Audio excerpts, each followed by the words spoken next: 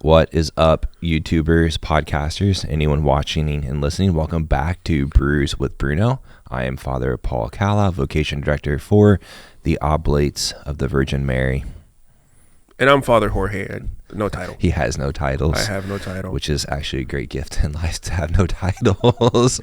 Enjoy it while you can. Let's just say that. Enjoy it while you can. I can just imagine your mom right now watching like, oh no, it's poor Jorge. He has a title. And just, I hope she texts me. If you watch this, Mrs. Calla, text me to see what title I have, and then we'll go from there. All right, moving on. Father Jorge, what are we talking about today? We're going to talk about Advent today. You know, Advent is among us today. And it's a great way to just think about Advent. There's so many videos and podcasts out there about Advent. I think we have like a different take on it. Maybe just 3 tips on how to have a good Advent, because there are some people who believe Advent or treat Advent as a Lenten penitential season, but it's not anything like that. It's not penitential. It's about preparation. It marks the start of the new year for the church, and it's God's quiet way of saying, let's begin again. Okay. So you just took away the first tip. So that's the first tip. Three simple tips, as Father Jorge said, looking at this, approaching this through the lens of our charism as Oblates of the Virgin Mary, but also through the eyes of our founder, Venerable Bruno Lanteri. Like, what would he say? What would be his 3 hopeful tips to live this Advent season in the midst of a crowded market? In many homilies that will be said to you on this first Sunday of Advent of how to live these next 4 weeks. So, as Father Jorge said, number 1, begin again. Why should we begin again, Father Jorge? What's different about Advent compared to our worldly New Year's? Yeah, so the world starts New Year's with noise and resolution, but the church just begins with silence and promise. One tries to change life through effort, while the church lets grace change life through encounter. So letting the word become flesh. So it's something that should draw us closer to Christ every Advent season. And I think our founder, Venerable Lanteri, with his, with our motto, Nunc Cepi, now I begin. He wrote that even if I fall 1,000 times, I would begin 1,000 times. I would begin again 1,000 times, and that's Advent. God doesn't wait for a perfect version of us to show up. He steps into the half-finished version and says, let's start right here. So, yeah, for me, the message of begin again on this Advent season, Advent 2025, I would say 2 things. I think a common phrase I hear a lot on January 1st or leading up to January 1st is New Year, New Me, New Year, New You, that kind of thing. And it's you're not going to be changed probably. I mean, it'd be great. We always want to change. We always want to be transformed, but there's no new you. It's just you. Jesus doesn't want to create a new you. He's not going to do that. It's impossible. He created you just as he wanted you to be, beautifully, wonderfully made, as the scriptures tell us. He wants to transform you. He wants to transform you. And what that secondly is, again, new year, new you, January 1st, it just focuses on yourself. It's a lot of self-focus. How can I be better physically, mentally, sometimes spiritually, hopefully?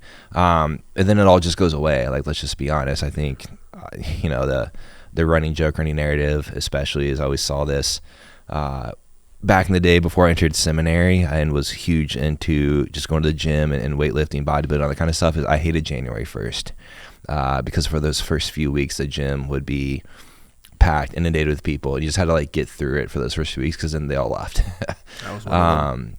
With the Advent, again, the Advent is the new liturgical year. It's our new year as Catholics, and it prepares us for the coming of Christ at Christmas, for his nativity on Christmas Eve, Christmas Day. And it's not about New Year, New You. It's about Christ. The preparation and beginning again focuses on Christ. And as you were saying, the quote about Father Lanteri there, if you fall 1,000 times, 1,000 times you can begin again. Essentially, what I like about the begin again message, and especially here and now for the beginning of this Advent season, is when Lanteri says, leave the past to the mercy of God, leave the future to his providence, and begin again today. I think don't worry about necessarily tomorrow. Don't worry about January 1st or what's gonna happen next summer. I think the message of Begin Again is like, let's focus on today. It doesn't mean you don't worry about the past, or the past isn't going to come up in your life at times. It doesn't mean that you don't plan for the future and be prepared, but begin again today. Yeah, and that's a great way of putting it and seeing it, the wisdom of our founder there. Grace doesn't happen in the future. It happens in the now, in today, in the present moment. And I think most of us just forget that. And I think for us, Advent asks something of us, and it's just to make room. Just make room. Just make yourself available. And maybe in your prayer life, right? Maybe in forgiveness, maybe in hope itself. Whatever it is, where do you need to begin again? Not you exactly. Maybe our viewers are watching it. No, you. Yeah, you personally. But rather than like I said, rather than making spiritual resolutions, just make room. So that's my advice for maybe like beginning again. Don't make resolutions. Make room. Make room, yeah. Which then goes into secondly, how do you make that room, or what can you do to make the room? Secondly, put yourself into the narrative. Okay. Put yourself into the narrative of the scriptures. Put yourself into the narrative of the life of the church and the life of Christ. Mm-hmm. So how do we do that? So for me, I think what that means is two things. I think if go where Jesus is, and where Jesus is obviously in our faith is the scriptures and the sacraments. Way to go, Lucas, with your Lucas's phone is going off back there. Yeah. I think put yourself in the scriptures, and like, what is Advent? Again, it's preparation for Christmas. It's preparation for the nativity of Christ. And so putting yourself into the narrative means like go to where Christ is in the scriptures, especially in the nativity scenes and what leads up to it. So go to the Annunciation in Luke's gospel, those early chapters, early biblical verses about Christ coming into the world, and put yourself into the room where it happens, where the angel Gabriel comes to Mary to announce that she'll become the mother of God. And what is that like? Like, are you just there as yourself watching this scene play out? Maybe put yourself there right next to Mary. I think something like that I heard very beautifully some time ago from an individual who I was directing through the 30-day retreat, when he was praying with the Annunciation, was that he couldn't be in the room. Like he was kind of outside, almost as like looking through a window. And for him, what he realized is that he was afraid to let Jesus into his life more. Like and that not only just was he afraid, but he felt unworthy to be close to Jesus. He felt unworthy to be close to Mary in that moment, when really the grace was the invitation to be right there. Or putting yourself in the scenes of maybe you're at a place where, again, you're like a Saint Joseph, where when at some point when Mary tells him about the Annunciation, he's going to divorce her quietly, and then the Lord or God works in a very powerful way and says, no, like, do not divorce, like, bring Mary into your home, do not be afraid. And so maybe there's something going on in someone's life right now where again, there's a hesitancy or a fear and unwillingness to get close, an obstacle of getting close to Jesus. Or maybe you're at a place in life where it's like everything's great, and you are like our Blessed Mother, and you just want to receive Jesus more. And so put yourself into the narrative and see what the Lord wants to do in your life during this Advent season. Yeah, I think the danger of Advent is treating it like a reenactment. But if you think about it, God doesn't want an audience. He wants participants. And Scripture is that invitation towards that participation. And maybe, this Advent season, people can, maybe imagine themselves in Joseph's place. Maybe you're Joseph holding plans that no longer fit your what you had planned out, right? Maybe you're Mary, carrying something you can't explain. That's just really putting yourself in there. Or maybe you're a shepherd startled by glory. Things like that. Or like the Lord is inviting you to like go out more. Yeah. What do you mean by that? I don't know. I just think of sometimes you have to go out and seek Jesus more, seek Jesus in others, seek Jesus in unexpected places, and how when the shepherds go, they show up, and Mary's there, Joseph is there, and there's Christ is an infant. No one would have expected that. They were some of the few who got to see that great mystery. And the world didn't know it. The world didn't expect it. And so what's the invitation to see Jesus in ways that you might not have seen him before or expected to see him, like the shepherds got to do. Yeah. And I think being part of that and like you said, participating in it, it's no longer their waiting, it's your waiting. And I think that's just so powerful, just putting ourselves in the narrative of Advent. It just becomes personal, whether you're at home or in the office, classroom, whatever it is that you're doing, it just becomes so personal. I think the greatest story I had, again, this goes back to another individual who I directed on 30 Day, was he reminded me of you a lot. Is that a compliment or? We'll just leave it at that. Maybe because whenever we would have our daily meeting, he was always late. And so this one day, I'm always late. Is that what you're saying? I'm not always on time. Oh, today I was on time. You said I'm not always on time. No, you said that underneath your breath. Anyway, this is about me. So he was waiting for me. Actually, he was early to our daily direction appointment, and he was just smiling. And I won't say exactly what he said to scandalize people, but basically he realized he was the donkey. I was like, tell me about that. And so, he was upset because he was the donkey that Mary was, riding on the way to Bethlehem, and then found himself in that position, later on in the exercises during the Passion of Christ. But what he realized, he's like, the Lord and Mary, they just want me to give them a ride. They want me to bring them to others. And it was just a very powerful experience for him. So to wrap it up here for this second point, just put yourself into the narrative. It's taking something that is very true, which is the scriptures, inspired by the Holy Spirit. So the Holy Spirit's God and can't lie, can't be wrong.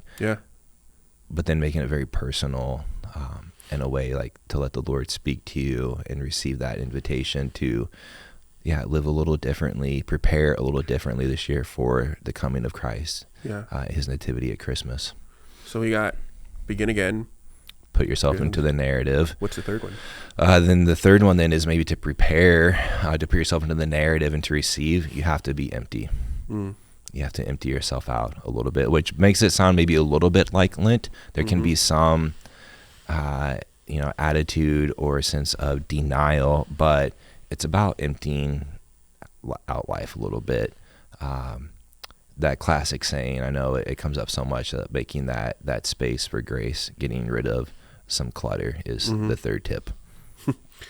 You talk about spring cleaning. This is what? Advent cleaning, I guess? Advent, winter cleaning, depending on where you live. True. I think the world just fears emptiness, because maybe emptiness can kind of just be a place of failure, because we live in a world where we rush to fill it with noise, with entertainment, with distraction and comfort, anything to draw out whatever ache of you might have, or that feeling of being unfulfilled. So in our Christian faith, how do we do that? Because there's a certain emptiness that you and I guess that the world understands, but in our Christian faith, how do we do that? How do we? I think something that has to precede it is just being bold and being courageous to make a decision that you need to make to find that emptiness, or to make room to have some emptiness in life. Excuse me. So that preceding that those virtues that we have from baptism, confirmation, prudence, fortitude, temperance, etc. So be bold in your desire for emptiness. But again, this was one of my favorite books. Talked about it in an earlier podcast. The Reed of God. She talks about emptiness a lot here in the book, and it's different for everyone. Maybe it's something material. Or maybe it's something else, but essentially what that emptiness is the one misconception about it is that there's nothing happening. It's just a void, which I think, as you're saying there, like the fear of emptiness is in the culture today is that there's nothing happening. That if I have to just completely fill myself with whatever, whether it's scrolling on the phone, listening to music, or always having to be in a conversation, you have to empty out life a little bit in order to bring Christ into life a little bit more. And the point of the emptiness is that it's not just this meaningless void, that there's something very powerful ready to come into the void, which is Christ. And I think she uses House Lander here in the book, I Read of God, uses very three powerful images of a reed, which makes great music when who's ever playing the reed, the piper, she says, blows his voice into the reed. There's the bird's nest, which receives life, and then there is the chalice, which receives the wine and the drop of water to become the precious blood of Christ, which gives life to others. And I think the point of the emptiness really is, how does Jesus want to use you to draw closer to himself, but use you for the world as well? Because we all have a role to play. Yeah. I think that's something very important. Like, it's not just, a priest or religious or this person, that person. Like, everyone has a role to play. And so the point of finding emptiness is to, ask yourself the question that Jesus is inviting you to of, how does Jesus want to use your voice? How does Jesus want to use your love and tenderness towards others? How is Jesus inviting you that maybe there's a great sorrow, a great sacrifice in your life, that he's not going to take that away. It's not going to leave necessarily, especially during the Advent season. But how can you invite him into that void, that suffering, to find more meaning in life, and then to show the world that there can be joy, there can be meaning in suffering and sacrifies. So it's not a void to be avoided. Yeah, it's not a void to be avoided. Yeah. It's a void to be filled. Yeah. It's a space to be inhabited, I guess you could say. And I think you're saying there, I love the Read of God, especially that chapter, Emptiness. Every year that I read that book, it just hits me different in a way, every year. So yeah, the way I would just describe Christian emptiness is just readiness. That's it. If you think about it, like, I love those images that you said, the reed, the chalice, and what was the third one? The bird's nest. The bird's nest. Yeah, and kind of relating it back to Advent and to even Christmas, the manger. The manger was empty. That needed to be filled, right? The womb of Mary was empty. Yeah. The tomb needed to be empty before it's glorious. So it's just every saving mystery begins with space, with emptiness, and that can be very difficult for us, especially for young adults trying to build a life. Right? They're always trying to prove themselves, but the gospel doesn't ask us to be perfect. It just asks us, hey, make some space. Yeah, and not just young adults, but everyone. I think, and with the emptiness, again, it's different for everyone. I think the tendency or the temptation, the trap we can all fall into, which, again, this goes back to begin again. That number one tip, and that it's the liturgical year, and it goes to Christ, not to ourselves, is just like, what's the one thing? What's the one thing? As I was telling the young adults recently in our Monday night group here, the Amicitia, it's like, maybe one thing is like, I'm going to get out of bed instead of hitting the snooze button this morning and use that extra 9 minutes or however long your snooze is set for, and open up scriptures or say a prayer, or just make myself make yourself, but just be more prudent, like grow in that virtue of prudence by getting out of bed and getting the day started. Or I think so much, I don't know about you, but I hear a lot of it's just wasting time at work, wasting time at school, like taking advantage of that time. So, or you're just like, wow, this is boring. So, or I have time, so I'm just going to do this or do that instead of the job that's been entrusted to me. Maybe it's driving into work in the morning, especially, here in Boston, traffic is miserable. I'm not going to listen to the radio. True. And even like Turn it off. like if it's something good, like a podcast like this. Yeah, don't turn us off, please. Keep listening to us, though. But just embracing that silence a little bit, like, because Christ is there in the silence. Christ is there in the boredom. It's like, what's that one thing? Yeah. Maybe it's being quieter instead of being part of that conversation at work or at school where it's just constantly like gossiping about someone or something. I don't know. Yeah. It's different for all of us, but those are just some, I think, different ways that we've had boredom in our lives, or we just consume our lives. Or it's like, Lord's like, empty that out a little bit, because I'm already there, but I'd like to come in a little bit more. Yeah, and in just the last few minutes that we have here, I think Advent really teaches us that emptiness is sacred space. That's pretty much what it is. Not because of what's missing, but because of who desires to fill it. Well, who is sacred? Sorry? Like, who is the sacred? Like the Lord, basically. Oh, yeah. Like, sorry, you completely threw me off there. Yeah, who desires to fill it. So, maybe this Advent season, we talk about begin again and living... putting yourself into the narrative. And emptiness, maybe just this Advent season, just like you were kind of just saying there, take one moment a day to let silence just exist without rushing to fill it. I think that's a great practical advice that I have for a few people there who want to live Advent differently this year. And if you feel empty, what if emptiness that you feel isn't failure, but God trying to make space so He can fill that space. So that's just some kind of questions for reflection or advice that I might have. What are any closing thoughts, Father Paul? My closing thought is it's the new liturgical year. We begin again. It's very short though too. It's 4 weeks. True. And so maybe to make a decision, how do I want to live differently? Not just in these 4 weeks leading up to the Nativity, to prepare for that, mind, body, soul, but put yourself already at Christmas, and where do you want to be spiritually? Where do you want to be, mentally, physically as well? Because again, we're all one person. In order to now make that choice of, here's what I can do every day to begin again. That one thing to begin again. Here's what I can do to put myself into the narrative.